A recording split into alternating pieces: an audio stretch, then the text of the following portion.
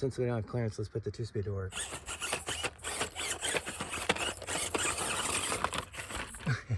Welcome to Overlanders RC. In this video, we're going to take a look at this 1/24th scale FMS FCX 24M.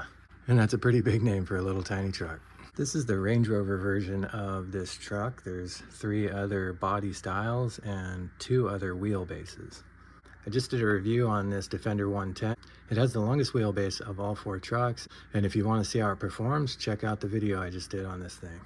This is a fantastic looking little truck, and I 100% like it more than the 110. And I think a lot of that has to do with the fact that I just don't have one of these or anything that looks like it. Also, the 110 is never going to be a good crawler. Every one I have, doesn't matter what scale it's in, I have to add so much weight down low to compensate for all this weight that's up high that they're just never going to be a good crawler. Always just a trail truck. The only one that I've gotten to be a decent, mid-level crawler is this one here. This is the TRX-4M. I call it the Deadly Defender.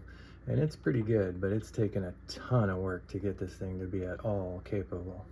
And a lot of money. So I'm definitely more excited about this little truck here. I think that right out of the box, this thing's gonna crawl better just because of the body.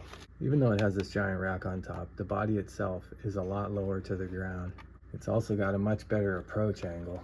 And I just think this thing's gonna do a lot better. However, I did notice that it's actually got smaller wheels and tires on it. And even though that's going to affect the capability a little bit, I think it's really cool that FMS is paying so much attention to detail. But with these smaller wheels and tires, I'm not sure if it's actually going to be more capable than the 110. I think so, but we'll have to see.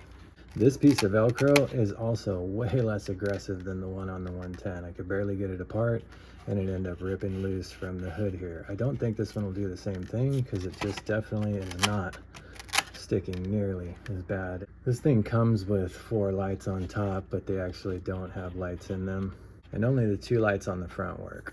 They are yellow though, which I really appreciate. I really don't like the blue lights on the older rigs. And my favorite thing about these is they don't have blinkers. I know I'm going to end up removing these wheels and tires because they're just too small, and I can probably use these on one of my other builds because they are a pretty good little tire. They're just super small. As you can see there's a big difference between the 110 wheels and tires and this Range Rover's. The tires on the 110 measured about 50 millimeters, and the tires on the Range Rover are about 46 millimeters. That's a pretty significant difference. So aside from the body and the wheels and tires, there's not a lot more that's different about these two. You can see the wheelbase is actually pretty similar on these two. The wheelbase on the 110 from axle to axle is about 135 millimeters. So it says in the instruction manual that these have a different wheelbase, but I'm getting almost the same exact measurement for both of them. It does say that it's only 1 millimeter different. It's almost not even worth mentioning. In the front, you can add these fog lights, and in the back down there, it has ports for tail lights as well, so you could really make this thing scale.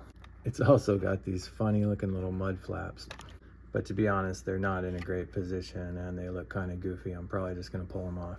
Another thing I like about these trucks is they come with a full interior, so you can stick a driver in there and it's going to look pretty cool. You can even throw some passengers in there if you want. But of course, the more weight you add inside of here, the less capable it will be. All right, I think that's pretty much all we need to go over with this one. If you want to know anything about this stuff, I already went over it in the video for this one and it's virtually the same. So just check out the video I did for this truck. Right now, I'm pretty excited to get this thing out on the course and see what the difference in capability is with this one and that. All right, I'm just going to start out right here on this real steep rock that the Defender 110 could not make it up. Kept flipping backwards. This one's obviously doing better already. Look at that. Oh, she's going to get it. Nice. That's freaking awesome. It made it over it. Stock out of the box. That's pretty cool. Definitely better than the 110 right there. The 110 could also not make it over these logs here. I'm just gonna hit them straight on and see if it can do it.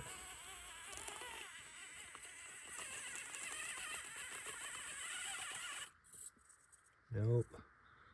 Back up a little bit.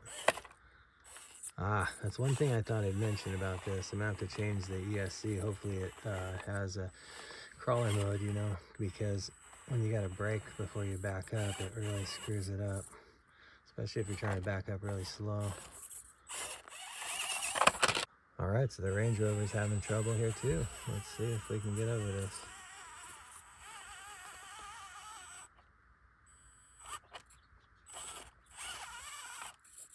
no, not there. All right, I'll give it one more try here.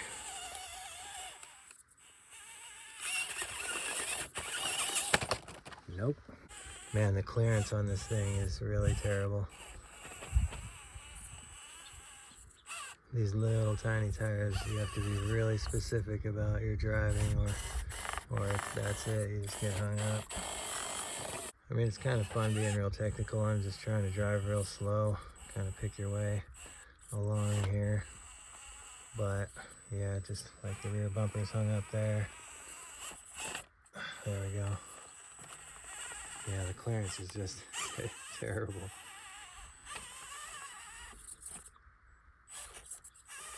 I also don't like you just don't have a lot of control when you're trying to reverse. Gonna have to program the ESC. Hopefully it's programmable, you know, and get the brake right, or rather get rid of the brake. Oh, nice.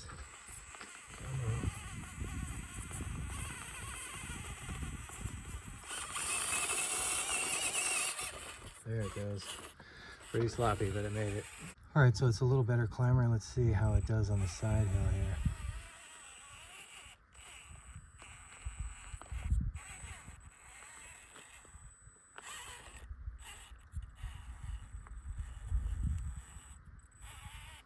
Oh, it's holding together. Oh, easy. Expected a little better performance out of the side hill on this, but let's see if we can pick our way along here.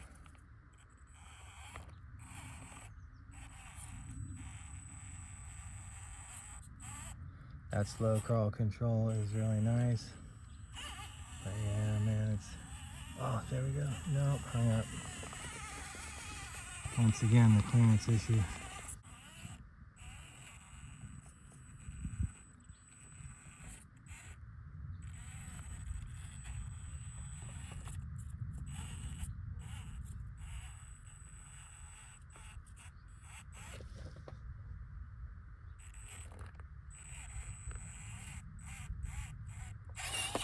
Nice, there we go. Had to hop over that last little bit there. So this thing is a little better on the side hill because the 110 cannot make it through there.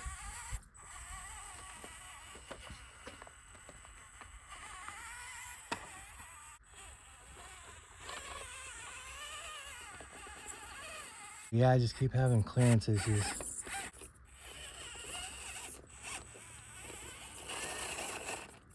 Well, since we don't have clearance, let's put the 2-speed to work.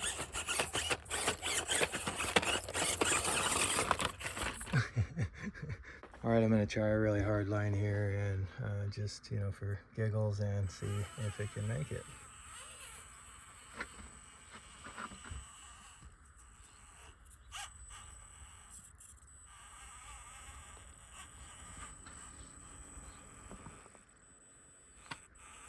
Oh, hung up on the back bumper there. That might be it. Oh, there's the reversing issue. A little too jerky. I'll try one more time, but yeah, you can see it's a pretty difficult spot. A lot of my trucks make it look easy, but that's just because they're not stock.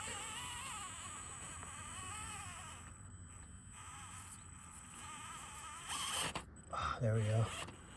Come on, little buddy. Yeah, little tires, no clearance. It's just not gonna work.